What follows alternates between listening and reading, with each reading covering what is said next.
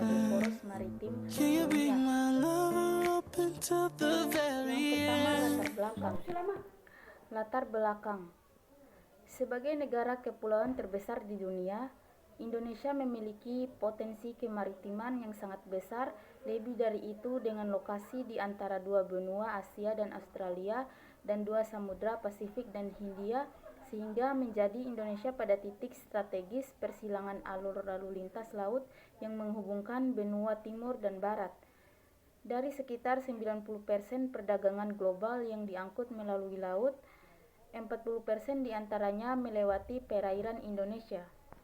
Selanjutnya, poros maritim dunia ialah agenda pembangunan Indonesia yang boleh dikata baru oleh Presiden Joko Widodo, dirancangkan pada masyarakat internasional saat pertemuan Asia Summit ke-9 di Nai Pai Tau, Myanmar pada tanggal 13 November 2014, menyadari arti strategis Indonesia pada kesempatan yang sama tersebut.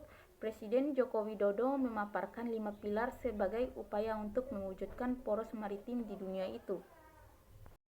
5 pilar poros maritim Indonesia yang disebut diantaranya yang pertama, membangun kembali budidaya maritim. Yang kedua, menjaga dan mengelola sumber daya laut dengan fokus membangun kedaulatan pangan laut melalui pengembangan industri perikanan.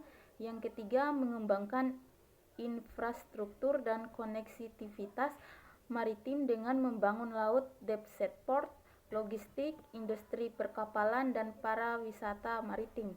Yang keempat, mengembangkan diplomasi maritim dengan bersama-sama menghilangkan sumber konflik di laut.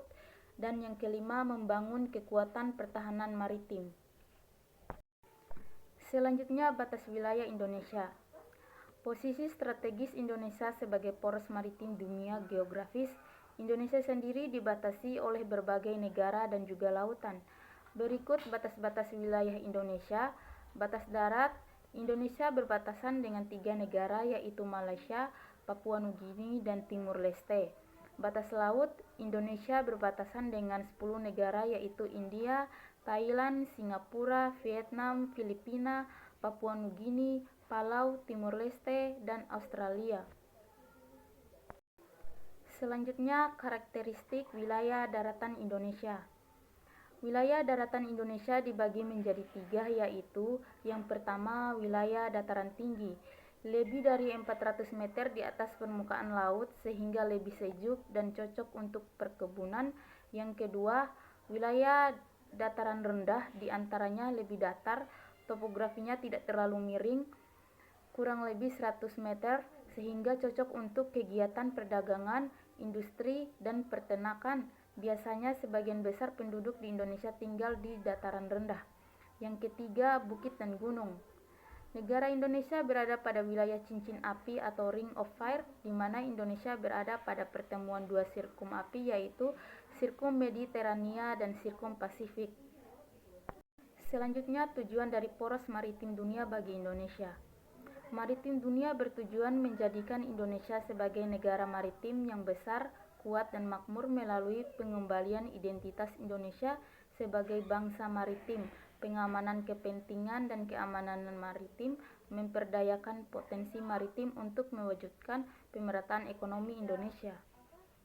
Selanjutnya, ciri-ciri maritim. Yang pertama, negara maritim memiliki banyak pulau yang dikelilingi oleh laut dan perairan. Yang kedua, negara maritim memiliki sumber daya alam di bidang kelautan yang besar. Sumber daya alam ini dapat menyangkut mineral, energi, dan pangan.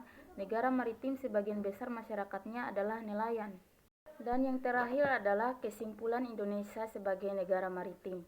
Kesimpulan bahwa negara kita sangat kaya dari dalam maupun luar. Sebagai warga negara yang baik, kita harus bisa memanfaatkan sebaik mungkin agar kita tidak kehabisan dan mampu meningkatkan ekonomi bagi masyarakat, dan letak kita yang strategis membuat kita memiliki kesuburan tanah yang baik untuk bercocok tanam. Sekian hasil dari presentasi saya. Wassalamualaikum warahmatullahi wabarakatuh.